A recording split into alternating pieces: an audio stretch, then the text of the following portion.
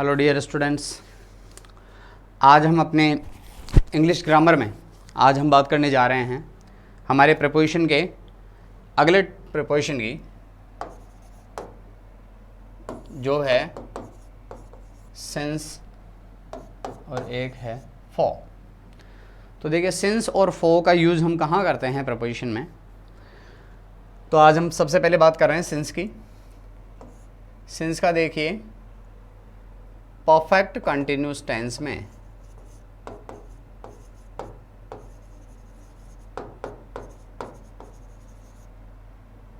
Perfect continuous tense में हम time को जब शो करते हैं, टाइम को जब हम दिखाते हैं, तो उसके लिए हम यूज करते हैं किसका? सिंस का। और परफेक्ट कंटिन्यूस के अंदर हम बात करते हैं पॉइंट ऑफ टाइम। देखिए, परफेक्ट कंटिन्यूस एक ऐसा टेंस है जिसमें कोई भी एक्शन जो है वो पहले से चला आ रहा है, पहले से वो शुरू हो चुका है और वो वर्तमान में, प्रेजेंट में भी वो कंटिन्यूस है, कंटिन्यू है। तो जिसमें एक्शन के स्टार्ट होने का समय पता नहीं हो, प्रेजेंट सिचुएशन में हो, एक्शन प्रेजेंट में हो रहा हो, लेकिन वो कब से शुरू हुआ था, कब से वो स्टार्ट हुआ था, वो एक्शन, वह कार्य, वो पता नहीं हो, वो टेंस जो है वो होता है परफेक्ट कंटिन्यूस। वो हो सकता है whether it be present perfect continuous, whether it may past perfect continuous, और may be future perfect continuous. तो सभी में है ना, परफेक्ट कंटिन्यूस में सिंस का यूज हम पॉइंट ऑफ टाइम शो करने के लिए करते हैं। Point of time, exact time, है ना, जो नेम ऑफ टाइम हम कह सकते हैं।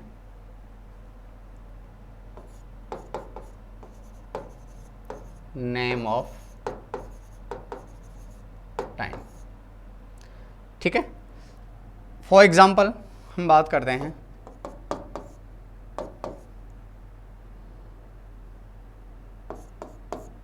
आई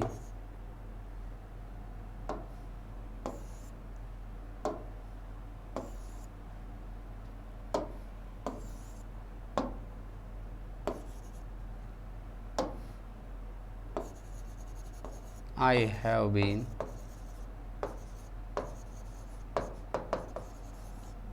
waiting for you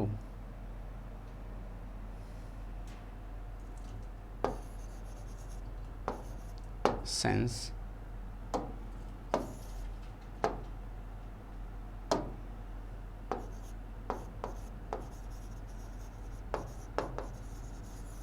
morning. I have been waiting for you since morning. I have been waiting for you since morning. देखिए, मॉर्निंग जो है वो क्या है? Point of time, point of time, एक समय का नेम है morning. Okay, next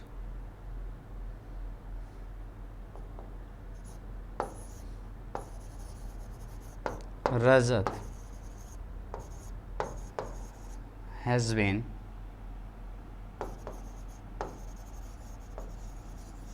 playing chess since 3 o'clock. Since 3 o'clock. Rajat has been playing chess since 3 o'clock. रजत 3 बजे से चेस खेल रहा है, ठीक है।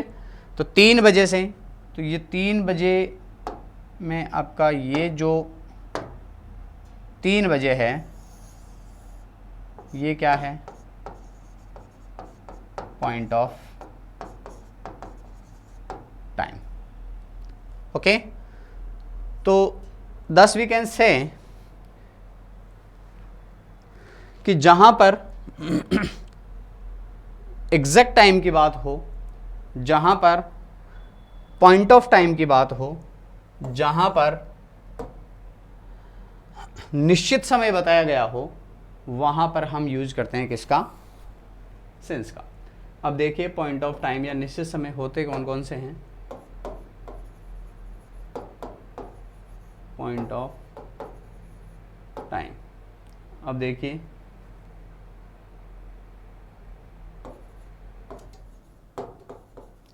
Watch time,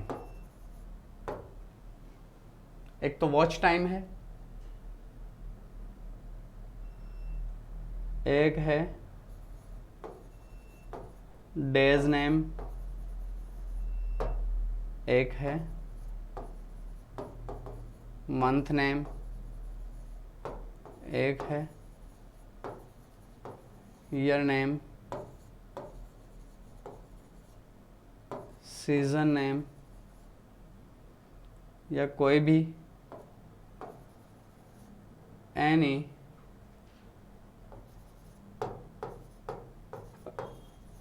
incident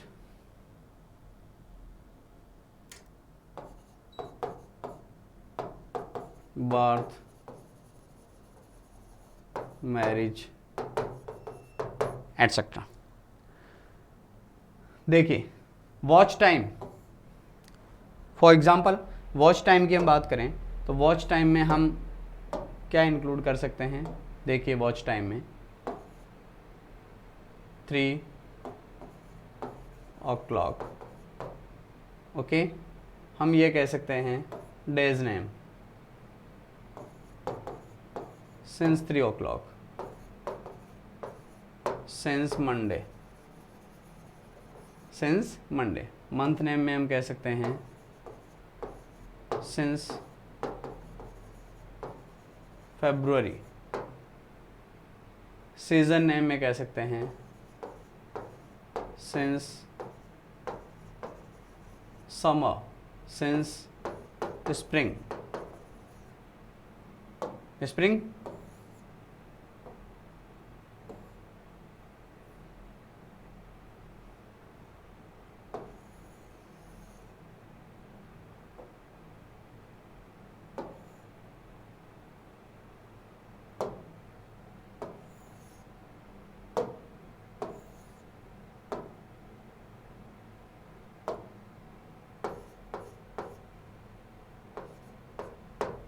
since spring, okay. हम ये कह सकते हैं since his marriage, since my birth. इस तरह से देखिए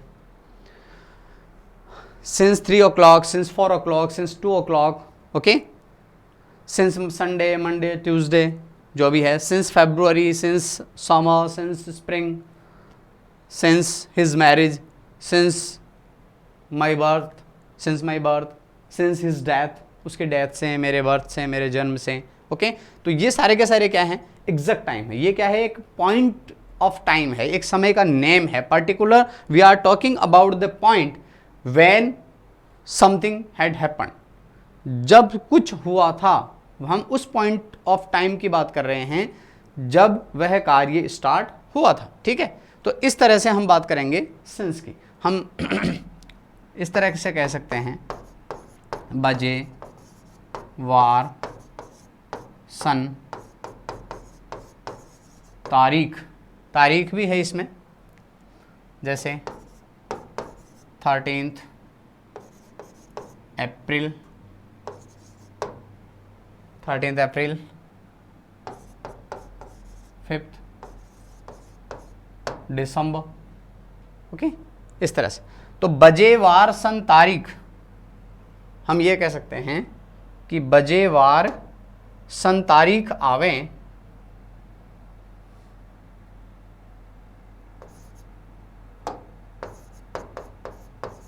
बजे, वार, सन, तारीख आवें तो फॉर हटाकर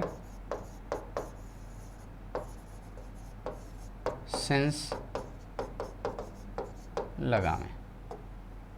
बजे, वार, सन, तारीख आवें तो फॉर हटाकर सिंस लगावें। बजे, वार, सन और तारीख, इसके लिए present perfect continuous, past perfect continuous और future perfect continuous, it means all the continuous tense has since. सब के सब या सारे के सारे कंटिन्यूस टेंस जो हैं वो किसको रखते हैं? सिंस को रखते हैं। किसके लिए? से,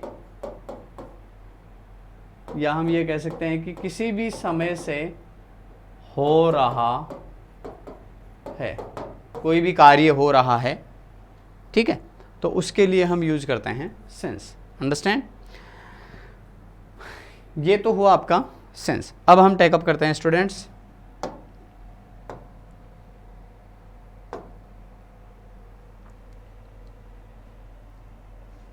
सिंस का एक अनादर यूज है। एग्जाम्पल्स इसके देख लेते हैं।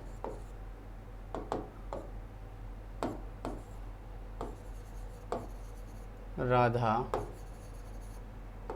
has been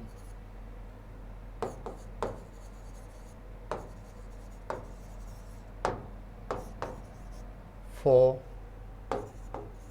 her exams since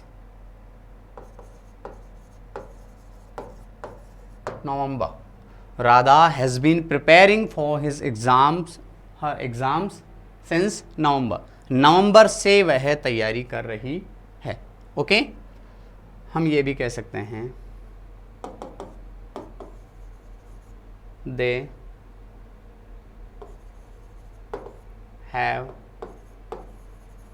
been living here since my birth. मेरे जन्म के समय से वे यहाँ पर रह रहे हैं, मेरे जन्म के समय से। तो देखिए, जन्म है, मृत्यु है, एक पर्टिकुलर कोई भी इवेंट है, जब से तुम गए तब से मैं यहाँ पर तुम्हारा इंतज़ार कर रहा हूँ, इस तरह की कोई बात हो। या हम ये कह सकते हैं कि कोई ऐसी इंसिडेंट हो, since he met with an accident, जब से उसका एक्सीडेंट हुआ। ओके, तो जो कोई भी इवेंट है, कोई इंसिडेंट है, उसको हम अगर टारगेट करते हैं, उसको लेकर के हम बात करते हैं, तो यूज़ किसका होगा? सिंस का होगा। ओके, ये एग्जाम्पल हुए। इसके बाद में एक अदर एग्जाम्पल जो है वो है सिंस की। अगर हम और बात करें तो हम बात करेंगे since as a reason. Reason को एक्सप्रेस करने के लिए, रीजन को प्रेजेंट करने के लिए भी सिंस का यूज होता है। जो किस तरह से होता है?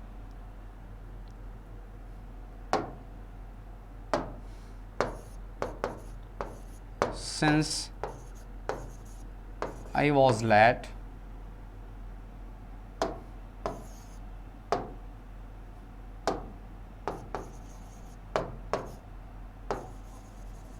I ran fast. Since I was late, I ran fast. क्योंकि मुझे देर हो चुकी थी, क्योंकि मैं लेट था, इसीलिए मैं तेज दौड़ा। सिंस आई वॉज लेट, क्योंकि मैं लेट हो गया था, क्योंकि मुझे देरी हो रही थी।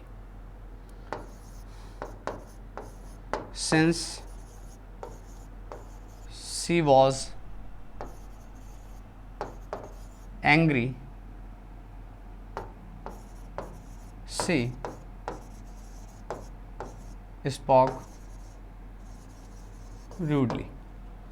Since she was angry, she spoke rudely. क्योंकि वह गुस्सा थी, इसीलिए उसने रूडली बात की। तो ये जो सिंस है वो एक तरह से बिकॉज की तरह कार्य करता है।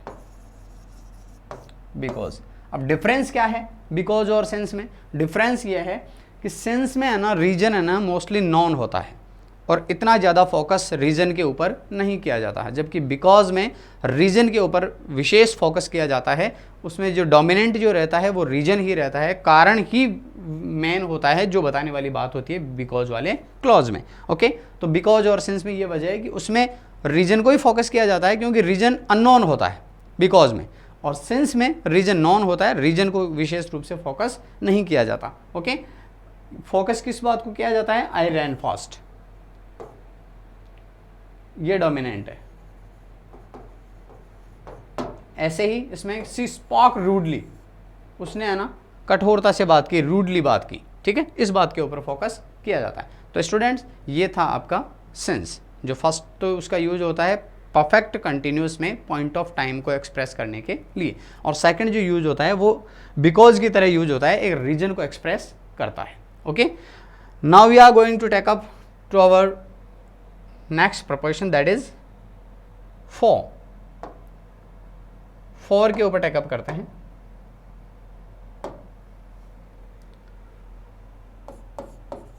फॉर देखिए सेम सिचुएशन है, सेम सिचुएशन है परफेक्ट कंटिन्यूस में,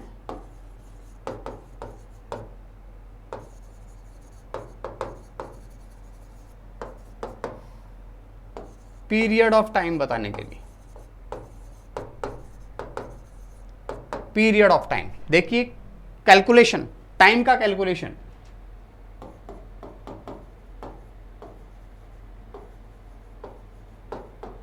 टाइम कैलकुलेशन, या हम कह सकते हैं समय की गणना। समय की गणना करने के लिए हम फॉर का यूज करते हैं, और ठीक वैसे ही एग्जांपल होंगे।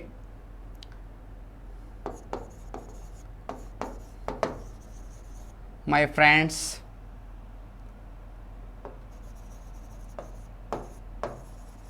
have been sleeping for 2 hours. Okay,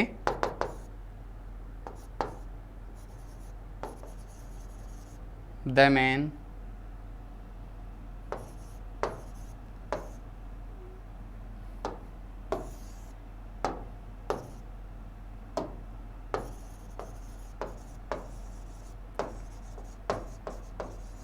had been sitting there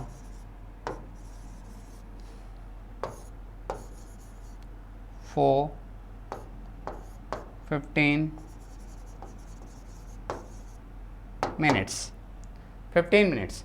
तो देखिए ये है आपका पीरियड ऑफ टाइम। ये क्या है? समय की गणना है, टोटल अवधि जो है वो कितनी हो गई है, टोटल समय। हम टोटल समय की बात करते हैं यहाँ पर। तो टोटल समय में देखिए आप है ना 1 2 3 4 5 6 7 8 9 10 50 100 200 500 जो भी है, कुछ भी आ सकता है, ठीक है। 1 मिनट हो सकता है, 2 मिनट हो सकता है, 1 आवर हो सकता है, 2 आवर हो सकता है, 5 आवर हो सकता है, 10 आवर हो सकता है, 1 day, 2 day, 5 day, 4 day, 6 day, week, 2 week, okay. Fortnight आपके मंथ हैं, 1 month, 2 month, 6 month, okay. 1 year, 2 year, ठीक है। यहाँ तक कि सेंचुरीज, एरा, कुछ भी हो सकता है, युगों युगों से, शताब्दियों से, या हम ये कह सकते हैं कि वर्षों से, 4 ईयर्स, बहुत लंबे समय से। तो इसके लिए हम जब हम बात करते हैं टाइम की गणना की, समय की गणना की, for 2 year, for 5 months, for 2 centuries, for 10 minutes, for decades, दशकों से, ठीक है, for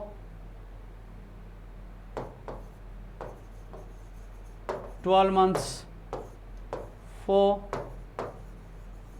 a long time, for a long time, okay। तो इस तरह से for 2 years, for 2 months, for 5 months, for 2 centuries, for 10 minutes, for decades, दशकों से, for 12 month, for a long time, एक लंबे समय से, ठीक है।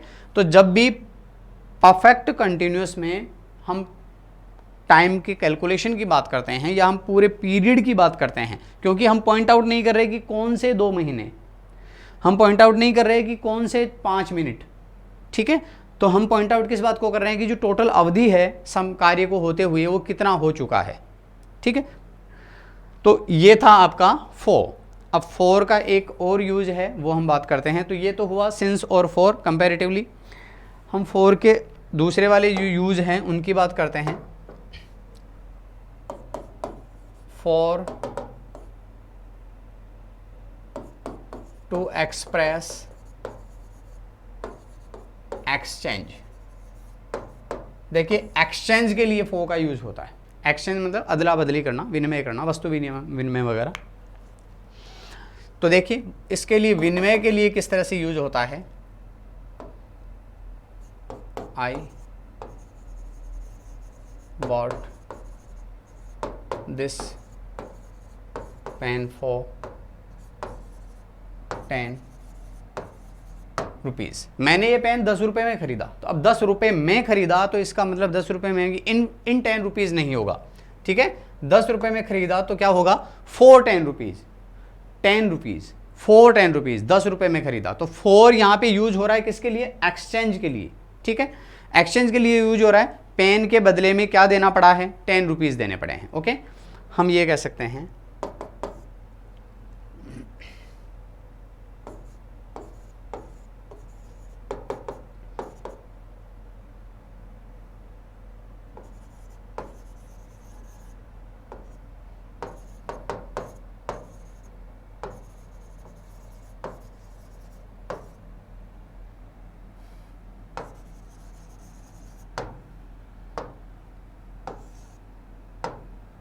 ₹100, she will purchase it for 100 rupees. वह 100 रुपये में इस चीज़ को खरीदेगी, इस वस्तु को। तो 100 रुपये में 4, ठीक है, इस तरह से।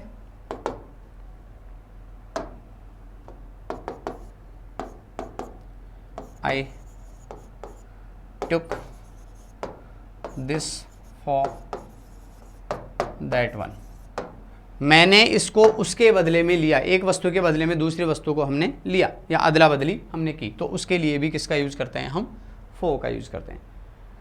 Is that clear students.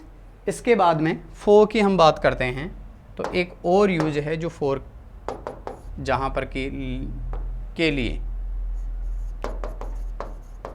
लिए को एक्सप्रेस करने के लिए।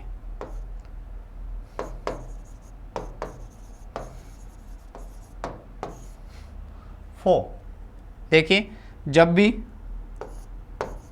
फॉर प्लस नाउन या प्रोनाउन, जब के लिए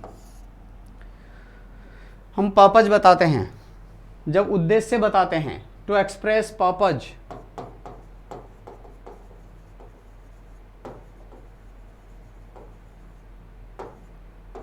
टू एक्सप्रेस पर्पज, उद्देश्य बताने के लिए हम यूज करते हैं किसका, for.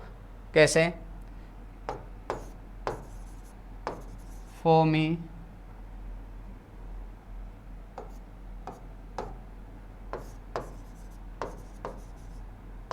For him, for Rahul, for Sita, for them,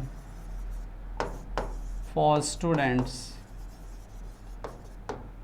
जब कोई एक्शन किया जा रहा है उसका उद्देश्य किनको रिप्रेजेंट करता है, किसको, हम ये कह सकते हैं कि ऑब्जेक्ट के लिए, ओके। तो देखिए for me, for him, for Rahul, for Sita, for them, for student, for children, okay. हम कहीं भी किसी भी तरह का इस तरह का कोई एग्जाम्पल ले सकते हैं जहाँ पे फॉर के बाद में कोई नाउन अथवा प्रोनाउन आएगा और मीनिंग क्या निकलेगा, के लिए। तो ये था डियर स्टूडेंट्स आपका फॉर, जो जिसके यूज होते हैं एक एक्सचेंज के लिए, एक के लिए के अर्थ में प्रपोजिशन के रूप में, और एक जो आपका है जो फर्स्ट जो यूज़ था, फर्स्ट एंड फॉरमोस्ट जो यूज़ था वो था परफेक्ट कंटिन्यूअस में पीरियड ऑफ टाइम को एक्सप्रेस करने के लिए। तो ये था डियर स्टूडेंट्स आपका आज प्रपोजिशन, सिंस और फॉर। आगे फिर से हम नए प्रपोजिशंस लेकर के आएंगे, तब तक के लिए थैंक यू, जय हिंद।